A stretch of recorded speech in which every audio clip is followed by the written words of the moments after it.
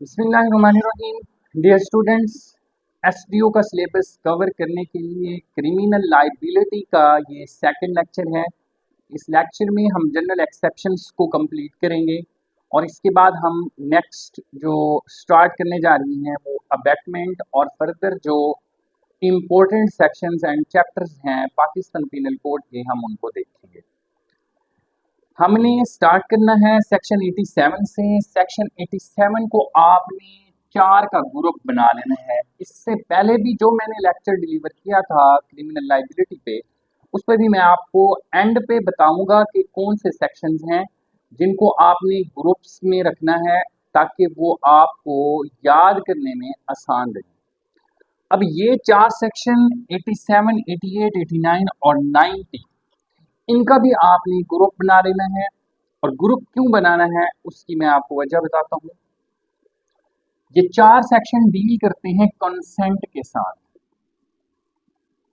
अब जरा आप कंसेंट को समझ लें कि कंसेंट क्या है। लॉ में कंसेंट रजामंदी उसको कहते हैं जो किसी एक्ट के करने पर दी जाए और उसको आप कंसेंट देने वाला बंदा अच्छी तरह से समझता हो, शऊर रखता हो कि जिस अमल के करने पर वो रजामंदी जाहिर कर रहा है उसके नताइज से भी वो बाखूबी अच्छी तरह से वाकिफ है। लॉ में कंसेंट इसको कहते हैं। हम कंसेंट को पढ़ने जा रहे हैं। कंसेंट कब कब किन किन हालात में दी जाएगी, तो उसकी इम्पोर्टेंस क्या होगी और कंसेंट देने के साथ क्रिमिनल लाइबिलिटी क्या बनती है किसी शख्स पर। सेक्शन 87, 88, 89 और 90 डील करते हैं कंसेंट के साथ। सेक्शन 87 कहता है act not intended and not known to be likely to cause death और ग्रीवियस हर्ट। जो बंदा एक्ट कर रहा है उसकी इंटेंशन नहीं है, नीयत नहीं है और ना ही वो जानता है to be likely to cause death कि इस एक्ट के करने से किसी की मौत हो सकती है या ग्रीवियस हर्ट हो सकता है। अब ये एक्ट परफॉर्म करने वाला बंदा हो तो उसकी एज अबव 18 इयर्स हो और ये फाउल प्ले ना करे। इसकी मैं आपको एग्जांपल देता हूं कि 2 रेसलर्स जब फेंस में आते हैं, रेसलिंग करते हैं, तो उसमें अगर उनका कोई हार्म हो जाता है, नुकसान हो जाता है, ग्रीवियस हर्ट हो जाता है या डेथ हो जाती है उनमें से किसी की, तो दूसरे बंदे पर क्रिमिनल लाइबिलिटी नहीं होगी। लेकिन इस पर 2 कंडीशंस फुलफिल करेंगी तो फिर क्रिमिनल लाइबिलिटी नहीं होगी। एक तो ये कि उनमें से जिसके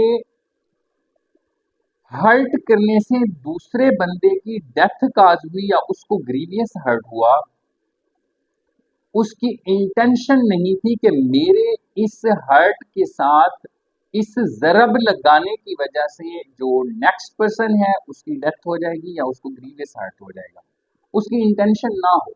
2 पहलवान जब फैंस में आते हैं तो उनमें से कोई पहले ये नियत ना रखता हो कि आज इस कुश्ती के दौरान, इस लड़ाई के दौरान मैं अगले पहलवान को जिसके साथ उसकी कुश्ती है, लड़ाई है, मैं इसको मार दूंगा या इसका कोई बाजू तोड़ दूंगा, इसको नुकसान पहुंचाऊंगा, ये इंटेंशन ना हो। और ये 2 पर्सन्स जो कंसेंट देने वाले हैं इनकी एज अबव 18 इयर्स हो। सेक्शन 87 में ये बात आपने याद रखनी है। सेक्शन 87 आपसे 90% चांसेस हैं कि सेक्शन नहीं पूछेंगे, सेक्शन के अंदर से स्टेटमेंट उठाएंगे और सेक्शन के अंदर से ही एमसीक्यूज बना देंगे। आपने एज याद रखनी है, person above 18 years of age हो और वो फाउल प्ले ना करे, वो फाउल प्ले से मुराद ये है कि वो ये जानबूझकर ना करे कि नेक्स्ट पर्सन को हर्ट काज करना है या उसको डेथ काज करनी है। 87 आपका क्लियर हो गया। 88 पे आ जाए। Act not intended to cause death done by consent for person's benefit in good faith. जब आप डॉक्टर के पास किसी पेशेंट को लेके जाते हैं तो वो आपके पास एक फॉर्म लेके आते हैं और आपसे उस पर कंसेंट लेते हैं, आपका थंब या सिग्नेचर साइन करवाते हैं, तो आपसे कंसेंट ले रहे होते हैं। और वो जो ये काम करते हैं वो under section 88 Pakistan penal code करते हैं कि अगर ऑपरेशन के दौरान या किसी भी ट्रीटमेंट के दौरान अगर आपके पेशेंट की डेथ हो जाए या उसको कोई ग्रीवियस हर्ट हो जाए या वो उसका कोई ऑर्गन पैरालाइज हो जाए तो उसका वो अमल ऑफेंस नहीं होगा। इसकी कंडीशंस हैं कि पर्सन के बेनिफिट के लिए डॉक्टर कर रहा है, इन गुड फेथ नेक नियति से कर रहा है, उसके अंदर कोई बदनीयती नहीं है, नुकसान पहुंचाना नहीं चाहता। Not intended to cause death, उसकी इंटेंशन ये नहीं है कि वो इस बंदे की डेथ कॉज करे। प्रैक्टिकली सेक्शन है, हर बंदे को फेस करना पड़ता है। 88 जो है ये सेक्शन आपने याद रखना है। सेक्शन 89 कहता है act done in good faith for benefit of child और पर्सन इनसेन। चाइल्ड है अंडर 12 ईयर्स ऑफ एज, इसकी उम्र, बच्चे की उम्र है 12 साल से कम। उसके बेनिफिट के लिए गुड फेथ में कंसेंट देता है उसका गार्डियन, कंसेंट देता है उसका गार्डियन या जिसके पास वो लॉफुली रह रहा है, रिहाइश पजीर है, वो कंसेंट देंगे। इस कंसेंट के देने से जो एक्ट परफॉर्म हुआ उससे उस इनसेन पर्सन को या चाइल्ड को कोई नुकसान पहुंचा, डेथ काज हो गई या ग्रीवियस हार्ट काज हुआ, तो उसका ये अमल जो उसके बेनिफिट के लिए कर रहा है इन गुड फेथ में ऑफेंस नहीं होगा, उस पर क्रिमिनल लाइबिलिटी नहीं होगी। लेकिन शर्त फिर वही होगी कि इंटेंशन ना हो, इंटेंशनली वो नुकसान ना पहुंचाया जाए। सेक्शन 90, अब ये 3 सेक्शंस इनको आपने सेपरेट कर लेना है। सेक्शन 90 अब बताता है कि कौन सी कंसेंट नहीं होगी। हम कंसेंट को डिस्कस कर रहे हैं। सेक्शन 90 बताता है कि कंसेंट फिर हम किसको कहेंगे कि अगर कोई in fear in case of threat, misconception, धोखा दे के रजामंदी ले लें या धमकी दे के रजामंदी ले लें तो क्या फिर उसको कंसेंट कहेंगे। सेक्शन 90 को देखते हैं। सेक्शन 90 कहता है consent known to be given under fear, fear में या मिसकंसेप्शन में जो कंसेंट ली जाएगी जानबूझकर, उस कंसेंट को कंसेंट नहीं कहेंगे। ऊपर बता गया कंसेंट कंसेंट करते आए हम। अब उसने कहा कि अगर फेयर में या मिसकंसेप्शन में हासिल करने वाली कंसेंट कंसेंट नहीं होगी। एक चीज सेक्शन 90 आपने याद रखना है। सेक्शन 90 पे मैं फोकस कर रहा हूं सेक्शन याद करने के लिहाज से, 88 पे फोकस कर रहा हूं, बाकी स्टेटमेंट बेस्ड क्वेश्चन बनेंगे, ये सेक्शन पूछ सकते हैं। Section 90 consent known to be given under fear और मिसकंसेप्शन, ये फेयर और मिसकंसेप्शन ये याद रखना है, एमसीक्यूज आ सकता है। और consent of insane person, consent of child, child जिसकी एज अंडर 12 है, अंडर 12 है और इनसेन पर्सन है, पागल है, जो रजामंदी देने की अहलियत नहीं रखता, शऊर नहीं रखता, अगर इनकी रजामंदी ले ली जाए तो इनकी रजामंदी भी रजामंदी नहीं होगी। इन दोनों की कंसेंट, नो कंसेंट। तो ये 4 सेक्शंस का ग्रुप बना के इनको अलग से करें। नेक्स्ट अगले सेक्शंस देखते हैं। बहुत इजी सेक्शंस थे 4 सेक्शंस जो मैंने आपको कंसेंट्स से रेलिवेंट बताए, आसानी से याद हो सकते हैं। इनको ज़रा आप देख लेंगे, पेपर के पॉइंट ऑफ व्यू से बहुत ही इंपॉर्टेंट हैं। जो मैंने आपको बताया सेक्शंस याद करने हैं विद स्टेटमेंट, वो आप उसी तरह से करेंगे। और जो मैंने आपको स्टेटमेंट के लिहाज से बताए हैं उनकी स्टेटमेंट्स करें, उनको आज जो सेक्शन नंबर है वो याद करने की ज़रूरत नहीं है। अब एक दो और सेक्शन हैं वो भी कंसेंट से रेलिवेंट हैं, इनको देखें। अगर उस ग्रुप में शामिल करें, याद करने के लिए आसानी रहे तो कर लें, सेपरेट रखना चाहें तो इनको भी सेपरेट रख लें। जनरल एक्सेप्शंस को याद करने का बेहतरीन तरीकाकार यही है कि इसके सेक्शंस जो एक दूसरे से रेलिवेंट है उनको सेपरेट कर लें, ग्रुप्स बना लें। अच्छा, स्टूडेंट्स मुझसे ना नोट्स मांग रहे हैं, मैं लेक्चर में बता रहा हूँ, सबको शायद मैं रिप्लाई ना कर सकूँ। तो मेरे पास बुक्स होती हैं जो ओरिजिनल बुक्स हैं जो सिलेबस में बताई गई हैं। मेरे पास कोई चैट जीपीटी या कोई अपने बनाए हुए नोट्स नहीं है। मेरे पास अपनी बुक्स हैं, मैं अपनी बुक्स से स्टडी करके जो मैंने आज तक पढ़ी हैं या लेक्चर डिलीवर करने के लिए भी मैं उनको देखता हूँ, पढ़ता हूँ। तो ओरिजिनल बुक्स हैं, टेक्स्ट बुक्स हैं लॉ की, वहाँ से मैं ये चीज़ें निकाल के आपको दे रहा हूँ। मैं भी खरीद सकता हूँ बुक्स जो मार्केट में अवेलेबल हैं। आप आजकल तो इतना आसान हो गया कि आप खुद बुक्स बनाएं घर बैठ के चैट जीपीटी से, लेकिन सारी गलतियां हैं, मैंने बुक्स देखी हैं। जो स्टूडेंट्स पढ़ रहे हैं काफ़ी टाइम से, उन्होंने भी मेरे साथ डिस्कस किया है कि जो पीरा की बुक्स आ रही हैं मार्केट में वो सारी उनमें गलतियां हैं। अफसोस की बात यह है कि जो लोग पढ़ रहे हैं वो फेल हो जाएं तो ये बड़े दुख की बात है। जो नहीं पढ़ता वो फेल हो जाता है तो और बात है, जो पढ़ेगा और वो मार्केट से बुक लेके पढ़ रहा है, उसको प्रॉपर गाइडलाइन नहीं है कि कहाँ से पढ़ना है, तो वो भी बेचारा मार खाएगा। तो मैं आपको एडवाइस करता हूँ कि मार्केट वाली बुक्स से जो है वो दूर रहें।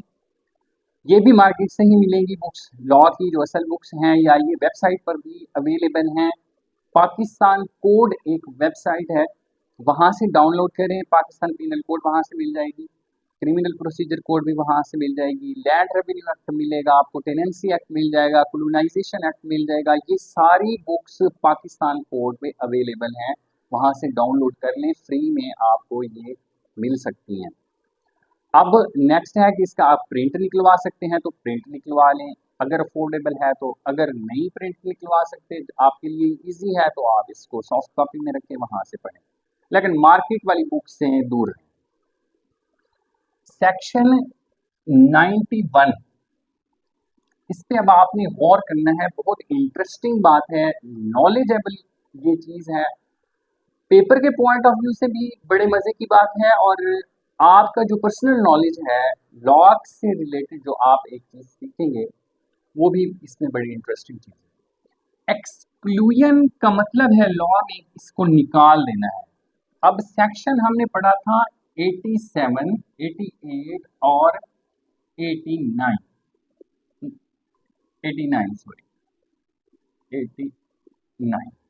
90 में तो बताया कि ये कंसेंट जो है वो कंसेंट नहीं होगी उन किन हालात में।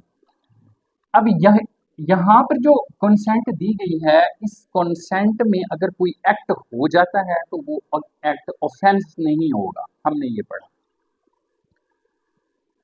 91 कहते हैं exclusion of acts which are offences independently harm caused. इसका मतलब क्या है, बुक से पढ़ेंगे ना तो फिर समझ आएंगी चीजें, वहां पर डिटेल दी हुई है और वहां से मैं आपको एमसीक्यूज बना के दे रहा हूं। मर्डर पाकिस्तान पीनल कोड में इंडिपेंडेंटली डिफाइन है कि अगर कोई शख्स इंटेंशनली किसी दूसरे शख्स को मारेगा तो कत्ले अमद कहलाया जाएगा और उसकी सजा मौत है, उम्र कैद है वगैरह। एक बंदे से कंसेंट ले ली जाती है या वो कंसेंट दे देता है कि मुझे कत्ल कर दो, और जिसको वो कंसेंट दे रहा है वो उस बंदे को कत्ल कर देता है तो फिर कहता है जी एक्सक्लूड हो जाएगा 87, 88, 89, यहाँ पर एक्सक्लूजन होगी कि कंसेंट जो इंडिपेंडेंटली ऑफेंस डिफाइन है वहां पर अगर रजामंदी भी दे देंगे तो भी वो ऑफेंस होगा। 91 में ही बात बताई गई है। रिकॉर्डेड लेक्चर है, मैं रिपीट नहीं करूंगा, टाइम वेस्ट होगा, वीडियो लंबी हो जाएगी, दोबारा सुन लें आप। अच्छा 92 कहता है act done in good faith for benefit of a person without consent. हमने सेक्शन 88 में पढ़ा था कि अगर डॉक्टर के पास जाते हैं आप तो वो आपसे कंसेंट फॉर्म साइन करवाता है, फिर आपके पेशेंट का ट्रीटमेंट करता है। अब एक बंदे का खुदा न खास्ता एक्सीडेंट हो गया है और उसके जो वारिस हैं जिन्होंने कंसेंट लेना है वो कहीं दूर हैं, उनको आने में देर है, अब इसके ट्रीटमेंट की ज़रूरत है, तो फिर क्या वो ट्रीटमेंट को रोक देंगे, इंतज़ार करेंगे जी पहले बंदा आएगा फिर उसकी कंसेंट लेंगे और इसका ट्रीटमेंट करेंगे? इतने में ये खदशा है कि उस बंदे की मौत हो सकती है। तो सेक्शन 92 सेव करता है इमरजेंसी सिचुएशंस में कि अगर इस तरह की कोई इमरजेंसी है तो विदाउट कंसेंट ट्रीटमेंट कर सकते हैं। इमरजेंसी सूरत में पर्सन्स के बेनिफिट के लिए इन गुड फेथ होना चाहिए, must not be intended to cause death, उसकी नीयत ना हो कि डेथ कॉज करेगा। तो अगर इस सिचुएशन में कोई ऐसा अमल हो जाता है, नुकसान हो जाता है, तो उस बंदे का वो ऑफेंस नहीं होगा। आप बेहतर ये है कि ये 6 सेक्शन जो है इनको सेपरेट कर लें कॉन्सेंट पर। अब हम कॉन्सेंट से हट के एक सेक्शन और कर रहे हैं। इस सेक्शन को जब मैंने किया था तो सेपरेट रखा था ग्रुप्स बना के 93 को। आप देख लें अपनी आसानी के लिए। Communication made in good faith, एक बंदे का आपका जानने वाला है, उसका नुकसान हो गया है 5 करोड़ रुपए का, 10 करोड़ का, उसका जो भी बिजनेस था, आपके इल्म में आया लेकिन उसके इल्म में नहीं है, आपने उसको कॉल की, कम्युनिकेट किया या खुद जाके बताया। जैसे ही वो सुनता है उसको हार्ट अटैक होता है और उसकी डेथ हो जाती है। तो आपका जो बताना था वो कम्युनिकेशन था इन गुड फेथ। अब इस सिचुएशन में जो हार्म काज हुआ वो ऑफेंस नहीं होगा। 93 क्लियर। 94 में आ जाएं। Act to which a person is compelled by threat. अब देखें, ये बहुत इंटरेस्टिंग सेक्शन। एक बंदा आपको कहता है कि अगर तुम चोरी नहीं करते, डकैती नहीं करते या कोई और जुर्म नहीं करते तो मैं तुम्हें कत्ल कर दूंगा। अंडर थ्रेट जुर्म करवाना चाह रहा है। अगर अंडर थ्रेट कोई शख्स जुर्म करता है तो उसका वो अमल जुर्म नहीं होगा, लेकिन एक्सेप्शन है, एक्सेप्शन कंडीशन है कि अगर 2 जुर्म वो अंडर कंपल्शन भी करता है तो फिर वो जुर्म होंगे। कौन से? अगर वो करता है डेथ कॉज, क्या करता है जी? डेथ, या हाई ट्रीजन, बगावत, बगावत का कोई जुर्म करता है, या डेथ, धमकी भी डेथ की है, तुम्हें कत्ल कर दूंगा अगर तुमने फलां को कत्ल ना किया तो। अब ये अपनी जान बचाने के लिए दूसरे बंदे को कत्ल करेगा तो फिर ये सहूलत मुहैया नहीं होगी, फिर ये बेनिफिट नहीं मिलेगा इस सेक्शन का, 94 का। अगर बगावत नहीं करोगे स्टेट के अगेंस्ट तो कत्ल कर दूंगा, अब वो बगावत करता है तो भी इस सेक्शन का बेनिफिट नहीं मिलेगा। इन 2 जराइम को छोड़ के वो कंपल्शन में, थ्रेट में कोई और जुर्म करता है तो फिर उसका वो अमल जुर्म नहीं होगा। समझ गए होंगे आप। 95 कहता है कि स्लाइट हार्म ऑफेंस नहीं होते। छोटी इंजरी हुई जिसकी आम तौर पर एक आम बंदा शिकायत नहीं करता, अगर कोई इस तरह की इंजरी काज हो गई, हार्म काज हो गया, तो किसी भी शख्स का वो हार्म ऑफेंस नहीं होगा, उसकी वो कंप्लेंट नहीं करेगा। तो हमारे क्रिमिनल लाइबिलिटी के इम्पोर्टेंट सेक्शन थे ये, इनको करें इसी तरह से करें जिस तरह मैंने बताया है। नेक्स्ट हम जो सेक्शन पढ़ने जा रहे हैं वो है सेल्फ डिफेंस के। सेल्फ डिफेंस भी बहुत इम्पोर्टेंट है। जनरल एक्सेप्शन से पेपर बनना है काफ़ी ज़्यादा। जनरल एक्सेप्शंस आपको करनी पड़ेंगी, मैंने आसान करके आपको बताया है, इससे मज़ीद ये इजी नहीं हो सकती। इनको अगर आप बुक से खुद पढ़ना बैठें तो आपको हेडिंग भी समझ नहीं आएगी। अब आपने उन चक्रों में नहीं पढ़ना, जो चीज़ें मैंने आपको बताई हैं वही करें, लेकिन बुक को सामने रख के करें, ताकि फिर आपको बुक वाला भी क्लियर हो जाएगा। जब आप ये लेक्चर सुनेंगे और किताब को सामने रखेंगे तो फिर आपको किताब पढ़ना भी आ जाएगी। सेक्शन 96 से स्टार्ट हो रहा है राइट ऑफ प्राइवेट डिफेंस। अब इस टॉपिक को पिछले टॉपिक से सेपरेट कर देना है। पिछले सेक्शंस जैसे मैंने आपको बताया है उनको ग्रुपिंग में बना लें, और ये वाला जो टॉपिक है ये पिछले तमाम सेक्शन से हटके है और ये डील करता है राइट ऑफ प्राइवेट डिफेंस के साथ। राइट ऑफ प्राइवेट डिफेंस क्या है? किसी शख्स के पास जो सब्जेक्ट टू लॉ है उसके पास ये हक हासिल है कि वो अपनी हिफाजत करे, अपनी प्रॉपर्टी की हिफाजत करे, दूसरे की हिफाजत करे या दूसरे की प्रॉपर्टी की हिफाजत भी कर सकता है। ये लॉ में प्रोवाइडेड है। उस सूरत में जब कोई किसी पर अटैक करे, किसी शख्स पर या उसकी प्रॉपर्टी पर, किसी दूसरे शख्स पर या किसी दूसरे शख्स की प्रॉपर्टी पर, यह है राइट ऑफ प्राइवेट डिफेंस का कॉन्सेप्ट। सेक्शन 96 बताता है कि things done in private defence no offence. Section 96 आपको याद रहे या ना रहे, रहना चाहिए, इंपॉर्टेंट है। लेकिन इसमें यही बात जो बताई गई है ये आपका एमसीक्यूज है कि things done in private defence is no offence. एक चीज आपने याद रखनी है, प्राइवेट डिफेंस जो है इसको हमने कहना है शील्ड। ये शील्ड है, ये प्रोटेक्शन है, ये सॉर्ड नहीं है। इसको तलवार के तौर पर नहीं इस्तेमाल कर सकते कि आपको किसी ने थप्पड़ मारा और आप अगले की गर्दन ही उतार रहे हैं, ये चीज नहीं है। आगे देखते हैं, इन्हीं चीजों को हम डिस्कस करेंगे। 97 में बताया गया है कि right of private defence of body and property, इसकी दो इकसाम हैं। ये काइंड्स पूछी जा सकती हैं कि राइट ऑफ प्राइवेट डिफेंस कौन कौन से होते हैं, कहाँ कहाँ पर अप्लाई हो सकता है। दो काइंड्स हैं, बॉडी पर अप्लाई होगा और प्रॉपर्टी पर अप्लाई होगा। अब इसकी भी जो डिटेल दी हुई है वो जो जुडिशियल एग्जाम्स दे रहे हैं जिनका बैकग्राउंड लॉ है उनके लिए है। आप लोगों को मैं स्किप करवा रहा हूँ, आप इस पेपर में कम से कम वो नहीं आएंगे, गारंटी से कह सकता हूँ।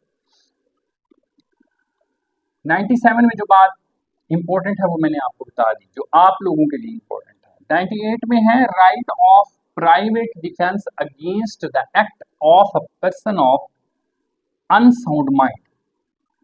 सेक्शन 82, 83, 84, 85 को अगर आप देखें तो मैंने आपको बताया था कि जब किसी माइनर का, चाइल्ड का एक्ट जो था वो ऑफेंस नहीं था, किसी अनसाउंड माइंड पर्सन का जो एक्ट है अगर वो कोई जुर्म करता है तो वो जुर्म नहीं होगा। अगर कोई इंटॉक्सिकेशन कंडीशन में है वो कोई जुर्म करता है तो उसका वो अमल जुर्म नहीं होगा।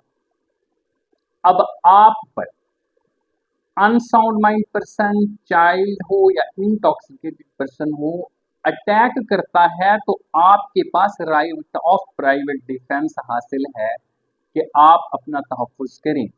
उस पर क्रिमिनल लाइबिलिटी नहीं है, लेकिन आपको कानून राइट ऑफ प्राइवेट डिफेंस दे रहा है कि आप अपनी प्रोटेक्शन करें, उतनी जितनी के आपको जरूरत है। अगर वो आपको ग्रीवियस हर्ट काज करता है तो आप अपने बचाव के लिए जो कर सकते हैं वो करें। वो डेथ काज करने लगा है तो आप अपने तहफ़्फ़ुज़ के लिए जो कर सकते हैं वो करें। ये बात बताई गई है सेक्शन 98 में। सेक्शन 98 को पढ़ते हुए आपने सेक्शन 82, 83, 84 और 85 को देख लेना है। सेक्शन 99 कहता है acts against which there is no right of private defence. कुछ एक्ट्स जिनमें राइट ऑफ प्राइवेट डिफेंस हासिल नहीं होगा। अब ये जो बात मैंने बताई थी कि right of private defence is a shield not a sword, ये शील्ड है, स्वॉर्ड नहीं है। कैसे? Acts against which there is no right of private defence, जब कोई पब्लिक सर्वेंट एक्ट कर रहा है इन गुड फेथ में, अपनी ड्यूटी परफॉर्म कर रहा है, किसी को अरेस्ट करता है,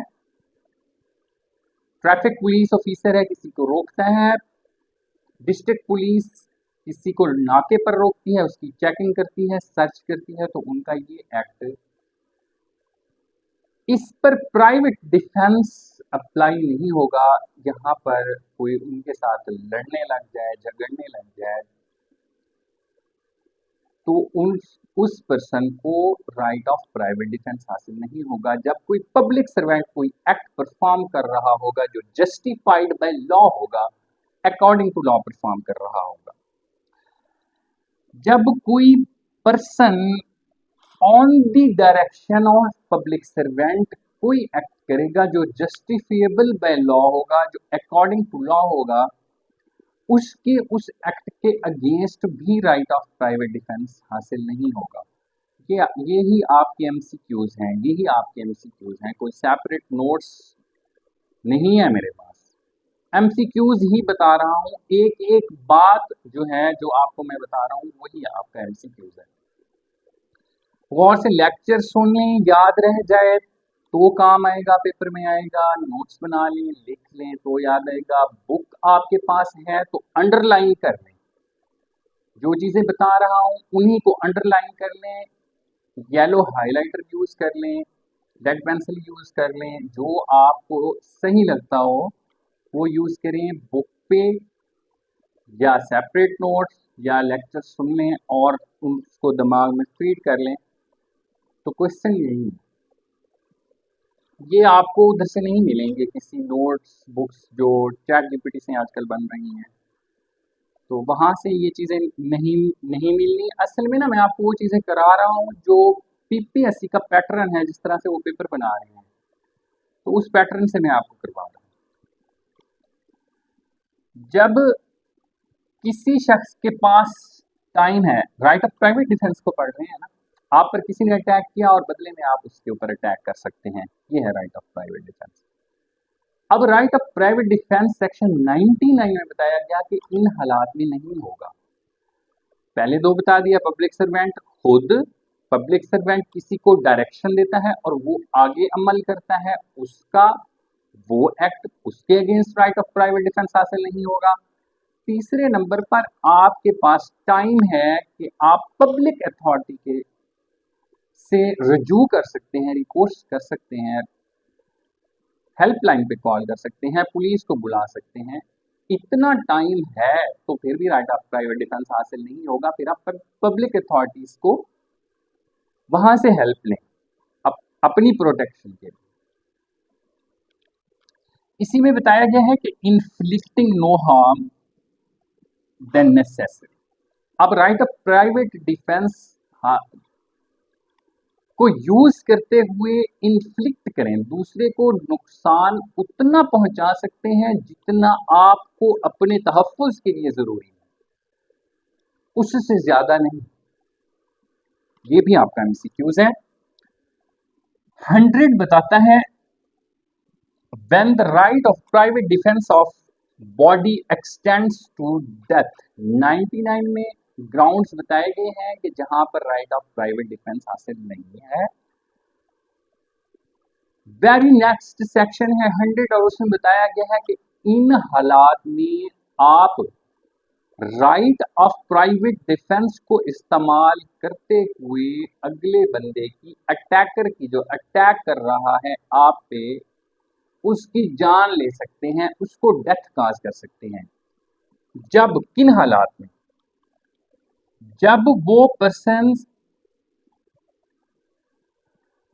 जो अटैकर है, वो खुद डेथ काज करना चाहता है या ग्रीवियस हर्ट। जब वो पर्सन,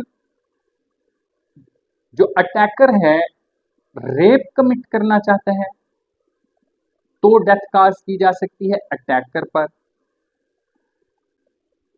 ग्रेटिफाइंग अननेचुरल लस्ट, जब वो अननेचुरल लस्ट इंटेंशन रखता है, अननेचुरल लस्ट कमिट करेगा, उस सूरत में।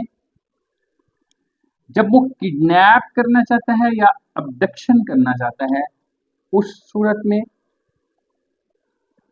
जब वो किसी को रॉन्गफुली कन्फाइन, इलीगली कन्फाइन करना चाहता है, तो उस सूरत में सेक्शन 100 पावर देता है कि जिस पर अटैक हो रहा है वो राइट ऑफ प्राइवेट डिफेंस को इस्तेमाल करते हुए अटैकर की जान ले सकता है। इन चीजों को देख लें, सिंपल है, मुश्किल नहीं है, बहुत इजी है। राइट ऑफ प्राइवेट डिफेंस से बहुत ज्यादा पेपर बनता है। और ओवरऑल जनरल एक्सेप्शंस का बता चुका हूं कि ये जनरल एक्सेप्शन कहें या क्रिमिनल लाइबिलिटी कहें, यहाँ से पेपर बनेगा काफी ज्यादा। सेक्शन 99 में हमने देखा कि जब राइट ऑफ प्राइवेट डिफेंस हासिल नहीं होगा, और सेक्शन 100 में हमने पढ़ा कि जब right of private defence extends to death हासिल होगा। अब सेक्शन 101 से आगे हम चलेंगे। सेक्शन 101 को देखें। When such right causing to any other harm, any other harm cause करना है, डेथ काज नहीं करनी, तो कब? अब जो ग्राउंड्स बता दिए गए हैं सेक्शन 100 में, अगर वो केसेस हैं तो डेथ काज हो सकती है, राइट ऑफ प्राइवेट डिफेंस हासिल है कि दूसरे बंदे की, अटैकर की जान ली जा सकती है। अगर वो केसेस नहीं है तो सेक्शन 101 बताता है कि फिर कोई अदर हार्म काज कर सकते हैं, डेथ काज नहीं कर सकते। ये बात याद रखें। सेक्शन 102 में आए, commencement and continuous of right of private defence. अब कब right of private defence start होगा और कब तक जारी रहेगा? Right of private defence start होगा फ्रॉम रीजनेबल फेयर। जब रीजनेबल फेयर स्टार्ट होगा तो right of private defence start हो जाएगा, और जब रीजनेबल फेयर एंड होगा तो राइट ऑफ प्राइवेट डिफेंस भी एंड हो जाएगा। ये बातें आप याद रख लें। यही स्टेटमेंट बेस, यहां से उन्होंने एक स्टेटमेंट उठानी है और ऑप्शन में डाल देना है। जो आपके एमसीक्यूज हैं उन्हीं ऑप्शन में से एक स्टेटमेंट होगी जो राइट आंसर होगा। सेक्शन 102, 100 और 99 जो है, ये आपको विद सेक्शंस याद होने चाहिए। इनको आप देख लें, सेक्शन याद होते हैं तो कर लें, अच्छी बात है। अगर नहीं याद होते तो स्टेटमेंट जरूर पता होनी चाहिए, कॉन्सेप्ट क्लियर हो आपका। 103 कहते हैं when right of private defence of property extends to cause death. 96 से right of private defence start होता है और ये जाते हैं सेक्शन 106 तक, और इनकी सेपरेट डिवीजन होगी कि 96 से 102 तक right of private defence of body से डील करते हैं सेक्शन, और 103 से right of private defence of property से स्टार्ट हो जाती है। इनकी भी एक डिवीजन है, इनको भी आप दो ग्रुप्स बना के करेंगे। Right of private defence of body के सेक्शन अलहदा कर लेंगे, right of private defence of property के सेक्शन अलहदा कर लेंगे। जब इसका भी आप ग्रुप बनाएंगे तो फिर ये सेक्शन वाइज आपको याद हो जाएंगे इजीली। अब देखें ये तकरीबन ना एक जैसी बातें लिखी हुई हैं, वहां पर बॉडी है, यहाँ पर प्रॉपर्टी है, और इनमें थोड़ी सी चीजें हैं जो वहां पर बॉडी के ऑफेंस से डील करती हैं, प्रॉपर्टी के ऑफेंस से डील करती हैं। बाकी सेक्शंस को आप देखते जाएं कैसे ये एक दूसरे से मिलते हैं। When right of private defense of property to cause death, अब प्रॉपर्टी का ऑफेंस कमिट हो रहा है तो उनमें भी डेथ काज कर सकते हैं, लेकिन उसके लिए जब रॉबरी कोई हो रही हो, house breaking by night, note करेंगे, house breaking by night, robbery, mischief by fire, mischief का ऑफेंस कमिट कर रहे हैं बाय फायर, किसी हाउस को, बिल्डिंग को, प्लेस ऑफ वर्शिप को, डिवेलिंग हाउस को, रिहायशी घर को कोई आग लगाने की कोशिश करता है या लगा रहा है तो उस सूरत में भी डेथ काज कर सकते हैं। डेथ काज उस वक्त कर सकते हैं जब प्रॉपर्टी का ऑफेंस कमिट हो रहा हो और साथ में डेंजर टू लाइफ की सिचुएशन बन जाए कि यहाँ पर जान को भी खतरा है, तो उस सूरत में राइट ऑफ प्राइवेट डिफेंस हासिल है। Section 104, When such right extend to cause any other harm। अब 101 यही बात लिखी हुई थी और यही बात 104 में जो प्रॉपर्टी की बात करते हैं तो वहां पर भी यही सेक्शन उससे मिलता है। When such right extend to cause any other harm than death, जब 103 वाले केसेस, सिंपल इसको यही करेंगे कि जब 103 वाले केसेस नहीं होंगे, सिंपल ऑफेंस होगा, तो फिर कोई अदर हार्म काज कर सकते हैं, डेथ काज नहीं कर सकते। 105, commencement and continuance of right of private defence. अब यहां पर हमने 102 में पढ़ा था commencement and continuance of private defence of body, और ये है property. Begins with offense and last till the danger or offense। जब offense स्टार्ट होगा, नजर आ रहा है कि ये जुर्म शुरू हो गया है, वहां से राइट ऑफ प्राइवेट डिफेंस भी स्टार्ट हो जाएगा और तब तक हासिल रहेगा राइट जब तक ऑफेंस कंटिन्यू रहेगा। 106 आखिरी सेक्शन है राइट ऑफ प्राइवेट डिफेंस का, और इंपॉर्टेंट भी है, समझने वाला भी है थोड़ा सा। Right of private defence against deadly assault when there is risk of harm to innocent person. Innocent person से मुराद ये है कि एक मॉब अटैक करता है किसी पर्सन पर, एक जत्था एक बंदे पर हमला आवर होता है और वो अपनी जान बचाने के लिए उस पर फायर कर देता है, उस मोब पर, उस जत्थे पर, जो चंद लोग हैं उन पर फायर करता है, और गलती से वो फायर किसी इनोसेंट पर्सन को जो उनके साथ नहीं है, साथ खड़ा था या थोड़ा फासले पर था, गलती से वो फायर उसको लग जाता है, उसकी डेथ हो जाती है। तो इस पर्सन का वो एक्ट जो उसने अपनी जान बचाने के लिए किया तो ऑफेंस नहीं होगा, क्रिमिनल लाइबिलिटी आयद नहीं होगी उस पर्सन पर। हमारा क्रिमिनल लाइबिलिटी का टॉपिक कंप्लीट हो गया है। जनरल एक्सेप्शंस के तमाम सेक्शन हमने किए हैं। अब मैं प्लान कर रहा हूं कि एक लेक्चर जितने भी एक्ट हैं और शेड्यूल लॉज हैं उस पर बना लूँ, इम्पोर्टेंट सेक्शंस बता दूँ आप लोगों को। टाइम बहुत शॉर्ट है, लेकिन मेरा ये भी प्लान है कि एंड तक, फ्राइडे तक मैं आप लोगों को करवाऊँ सारी चीज़ें जो मैं कर सकता हूँ, जो जितनी हिम्मत मेरे अंदर है वो मैं सारी एनर्जी यूज़ करूं और आप लोगों को सारी चीज़ें एक्सप्लेन करूं। लेकिन टाइम शॉर्ट होने की वजह से मैं एक लेक्चर ऐसा भी बनाता हूं ताकि आप लोगों को इम्पोर्टेंट सेक्शंस, इम्पोर्टेंट चैप्टर का पता चल जाए। आप इररेलीवेंट चीज़ों से दूर रहें और रेलिवेंट चीज़ों को पढ़ें, स्मार्ट स्टडी करें, पेपर पास करें।